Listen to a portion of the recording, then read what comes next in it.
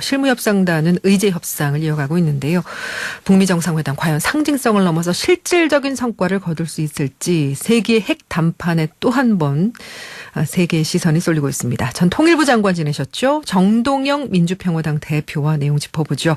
정 대표님 안녕하십니까? 네, 안녕하세요. 자, 이번 회담에서 가장 중요한 관전 포인트 어디에 있다고 볼 수가 있을까요?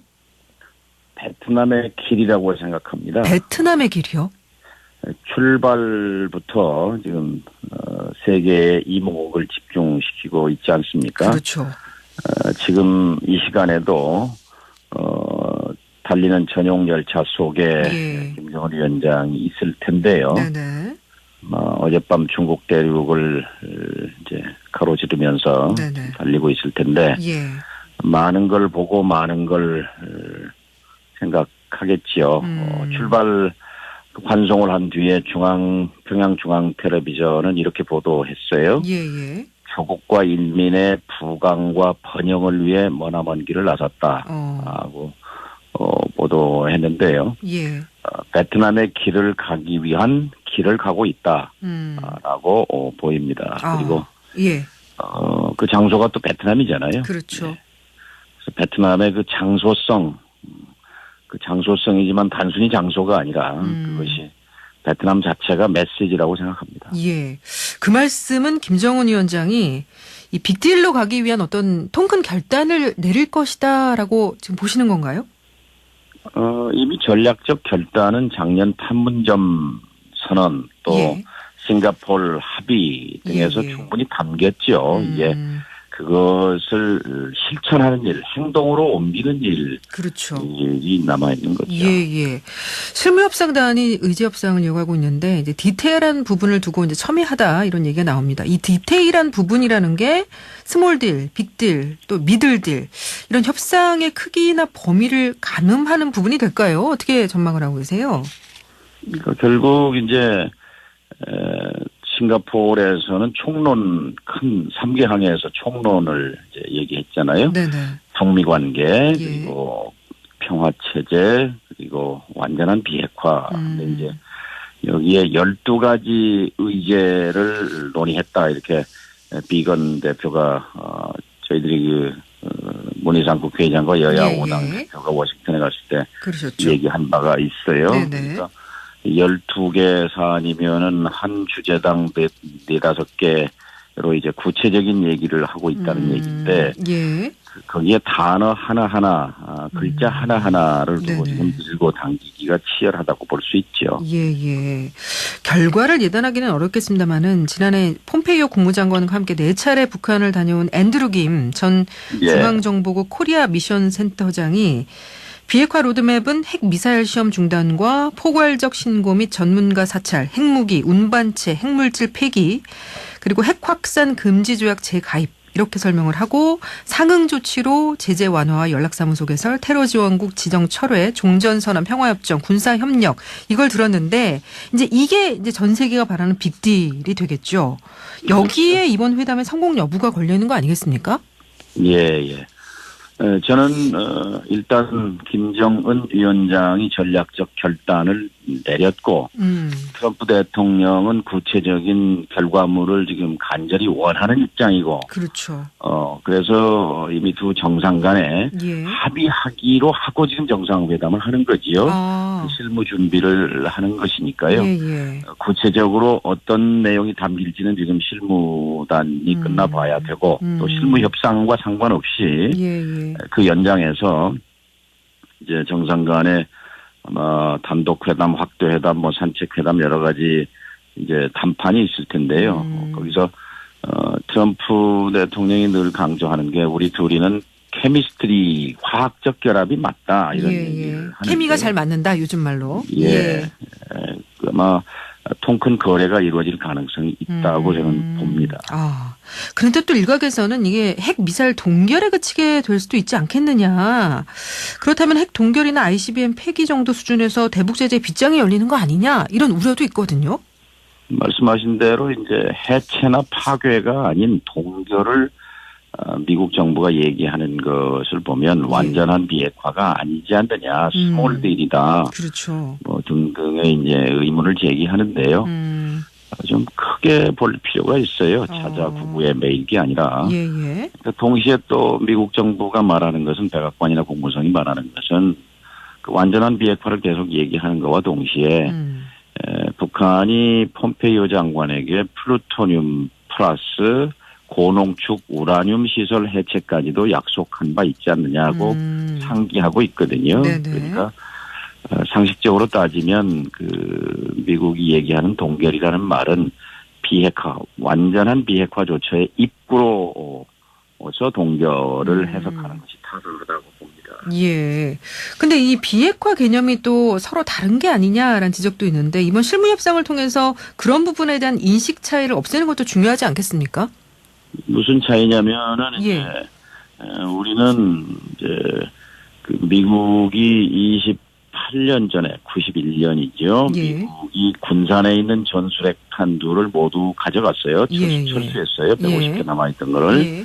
남한 내에 이제 핵이 없다 하고 핵 부재 선언도 했거든요. 그래서 이제 남한에는 핵이 없기 때문에 한반도 비핵화라는 것은 북한에 있는 핵 시설과 물질과 무기와 계획과 이런 걸 없애는 거다. 이렇게 이제 해석하는 규정하는 거죠. 그런 반면에 이제 북한은 이 한반도 비핵화라는 건 한반도의 비핵 지대화다. 비핵 지대화라는 것은 이제 남한을 들락거리는 핵 항공모함, 핵 우산이죠. 핵 폭격기, 뭐 이런 이른바 전략 자산이라고 부릅니다. 이 전략 자산을 중단해라. 이것이 이 한반도 비핵화다라고 하는 데에서 이제 쟁점이 있는 거고요. 그렇죠. 이 부분은 신년사에서 김정은 위원장이 이 전략 자산의 한반도 전개 금지를 또 공식으로 또 정식으로 요구한 바도 있기 때문에 이 부분에 대한 것은 어쨌든 문구에 담기는 북한 입장에서는 굉장히 중요한 부분이죠. 그러니까 이런 부분들이 문구에 담기느냐 아니냐 이것도 한 가지 좀 주의 깊게 살펴봐야 되는 대목이네요. 북이 그러니까 구체적인 비핵화 행동 계획을 하기 위해서 우선은 이걸 당연시 하는 거지요. 그리고 또 작년에 싱가포르 합의 이후에 한미연합훈련 유예 조정을 하면서 전략자산 전개가 중단되고 있거든요. 그러니까 그것은 굉장히 큰 의미가 있는 거죠. 그 문재인 대통령이 트럼프 대통령에게 제안한 경협을 떠맡겠다는 카드는 어떻게 이번 협상에서 주요하게 될까요? 네, 그건 아주 적절한 제안이라고 생각합니다. 왜냐하면 북이 원하는 것은 네 글자입니다. 제재 완화입니다. 제재 완화. 우리 핵을 내려놓을 테니까 우리 살 길을 터달라라는 것인데 지금 제재는 세 차원의 제재가 있어요. 유엔 차원, 미국 단독 제재 그리고 우리 정부의 제재인데 특히 미국이 단독으로 한 제재는 이건 시간이 걸리는 거거든요. 유엔 제재 완화 결의는 이제 중국이나 러시아가 선도할 수 있어요.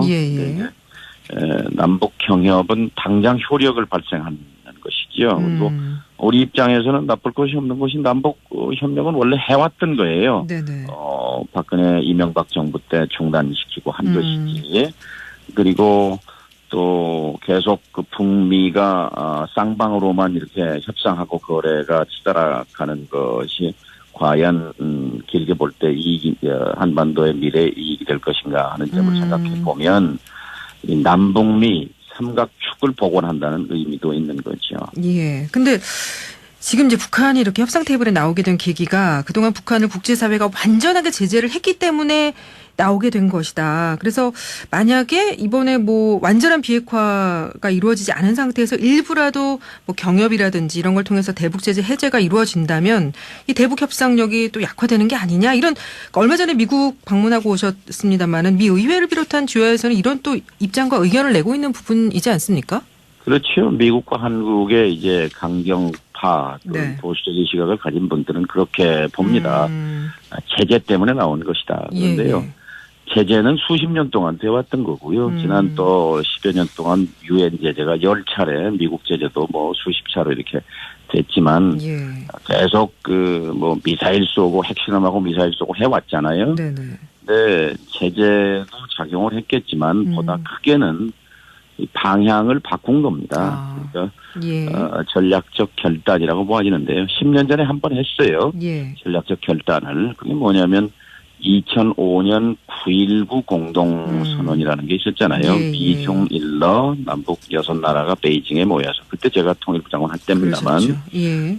김정일 위원장을 설득했고 핵을 내려놓으라고 그리고 그러면 당신들이 원하는 걸 주겠다. 그래서 거래를 한 것이 10년 전에 9.19 합의였는데 이제 그게 깨졌단 말이죠. 예. 그리고 10년 뒤에 다시 2019년에 지금 이제 큰 거래가 이루어지는 거죠. 북이 김정은 위원장이 그리고 있는 큰 그림 속에서 베트남 2차 북미 정상회담까지 왔다고 봅니다. 트럼프 대통령이 이제 2차 회담이 시작되기도 전에 3차 회담을 시사했습니다. 서두르지 않겠다고도 여러 차례 강조를 했는데 그럼 이번 회담 이후 앞으로 전망은 어떻게 보고 계신가요? 굉장히 중요한 질문이신데요. 예.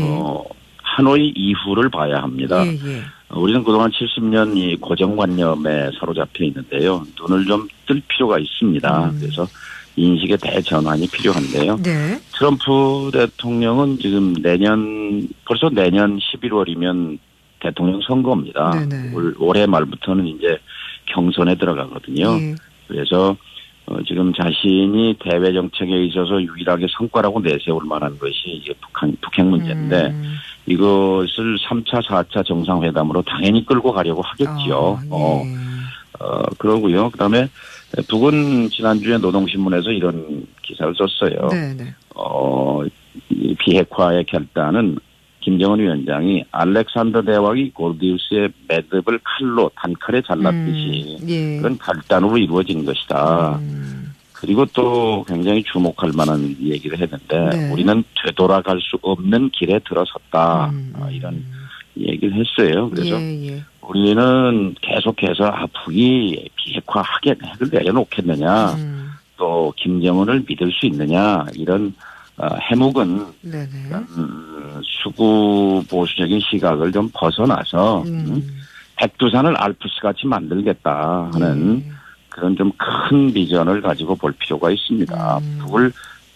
북이 원하는 베트남의 길을 과감하게 갈 수 있도록 우리가 손을 잡아줘야죠. 이것은 상호 작용 반작용에서 일어나는 것이기 때문에 남북 관계가 잘 풀리고 북미 관계가 풀리면 그 길 가는 거예요. 그런데 북미 관계가 막혀도 안 되는 거고 남북 관계가 막혀도 못 가는 거예요. 그러니까 그런 차원에서 좀 봐야 되겠죠. 그래서 알겠습니다. 하노이 이후의 국면 전개를 미리 우리가 상상하고 그리고 우리가 그 길을 선도해 가야 한다고 생각합니다. 알겠습니다. 예. 좀 시간을 조금 더 할애를 해서 당 얘기 좀 몇 가지 여쭤보고 싶습니다. 예. 엊그제 이른바 5.18 망언 규탄하는 대규모 집회가 서울에 열렸는데 대표님도 함께 하셨죠? 예. 해당 발언을 한 자유한국당 3명 의원에 대해서는 국회 차원의 징계 논의, 의원직 제명 논의가 별다른 진척이 없는 것 같은데 혹시 당 차원의 대응 방안이 있으십니까? 예, 이미 이제 그 절차에 들어갔습니다만, 자유한국당이 내일 모레 전당대회가 있고 하니까, 그 이후에 자유한국당의 태도에 달려 있지요. 그런데 이번 기회에 중요한 것은 나치 찬양 처벌법처럼 5.18은 사실 민주공화국을 짓밟은 군부 세력에 대한 저항이었고 오늘 우리가 누리는 표현의 자유와 인권과 민주주의의 피를 흘린 뿌리거든요. 그 뿌리를 모욕하고 모독하는 것을 처벌하는 5.18 특별법 개정안 이것을 자유한국당이 끝내 외면한다면 법안 신속 처리 절차라는 게 있습니다. 5분의 3 180명 이상이 찬성하면 그 자동 표결하는 장치거든요. 여기에 걸어야 한다고 저희가 당론을 결정했어요. 그제 의원 워크숍에서요. 그래서 선거제도 개혁과 함께 5.18 특별법을 신속 처리 안건으로 지정해서 하자라는 것을 제안한 바가 있지요. 거기에 함께 올리겠다라는 말씀. 당 얘기 나온 김에요. 민주평화당이 야권발 정계 개편 전략을 선자강 후 3지대 창당으로 일부 변경을 하신 겁니까? 저희의 고민은 이제 이 정부와 문재인 정부와 어떤 관계를 설정할 것인가에서 양론이 있는 거예요. 예. 독한 야당의 길을 가야 한다 하는 의견과 함께 시시비비로 옳은 것은 도와주고 예. 그다음에 비판할 건 또 강하게 비판하고 하는 물론 강조점의 차이죠. 이제 그 논쟁이 계속되고 있는 것이고 또 하나는 이제 오르지 않고 있는 지지율, 물론 안철수 대표 시절에도 5% 박스에서 갇혀 있었습니다만 지금 3% 전후에서 잘 움직이지 않고 있는 이 민주평화당의 존재감과 평화당을 어떻게 확장할 것이냐, 세력 확장론이죠. 예. 그러나 경계해야 할 것은 정치적 이합 집산, 정치적 철새로 보이는 것은 죽는 길이다. 그러니까 원칙을 지키면서 주동작위 주체성을 확실히 지키면서 그러나 변화를 준비하는 그런 자세가 필요하다는 그런 논의들이 있었습니다. 근데 그 배경이 지금 자유한국당 그 전당대회 결과에 따라서 야권이 좀 이렇게 이동이 있지 않겠느냐 이런 예상이 북미 정상회담이나 5.18 이 망언 전국에 가려서 전망이 좀 불투명해진 것도 또 한 이유가 될까요? 글쎄요, 자유한국당은 이제 보수를 어떻게 재편하느냐, 그냥 극우적인 보수의 길을 수구의 길을 갈 거냐, 개혁 보수의 길을 갈 것이냐 하는 것이고, 예. 민주평화당은 보수 재편과는 상관이 없는 문제죠. 바른미래당하고 어떤 좀 움직임이 있지 않을까, 이런 얘기가 사실 있어서요. 여쭤본 질문이었습니다. 예, 바른미래당 경우는 정체성이 이제 다른 부분들이 이제 합쳐져 있지요. 예를 들면. 햇볕 정책을 오류다. 햇볕 정책은 절대 받아들일 수 없다고 하는 유승민 의원 같은 그런 정체성이 있는 것이고 네네. 또 호남 출신 의원들 같은 경우에는 호남 햇볕 정책에 대해서는 긍정적인 그런 또 예. 정체성의 차이가 있는 거죠. 이런 부분들이 좀 정리가 돼야 바른미래당과 얘기할 수 있는 거죠. 알겠습니다. 오늘 여기까지 말씀 나누겠습니다. 고맙습니다. 예, 감사합니다. 네, 지금까지 정동영 민주평화당 대표와 제2차 북미 정상회담에 대한 전망 그리고 당 이야기 나눠봤습니다.